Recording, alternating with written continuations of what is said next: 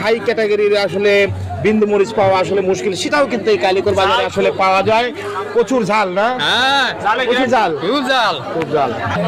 কালিকর বাজারের সাথে কিন্তু অনেক প্রায় 80 বছর প্রায় বয়স রইজুদ্দিন সরকার সাহেবকে দেখতে পাচ্ছেন। এই বাজারে ঐতিহ্য সম্বন্ধে জানবো। এই বাজারে আমরা সবসময় দেখি টাটকা জিনিস সবসময় অল্প দামে পাওয়া যায়, এতে আপনারা কেমন খুশি? আমরা খুব খুশি। আপনারা খুশি?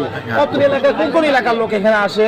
এখানে কালিয়াকৈর জন্তিহাট, চাষকিয়া, কাজীটোল, বাসুরিয়া, কান্দি, জন্তিহাট, দেখেন এই একটা বিভিন্ন এলাকা। তিল এলাকা, কিন্তু এখানে কিন্তু 10-12টি গ্রামের লোক আসে এবং অনেক এলাকার লোক এসে এখানে বাজার করে।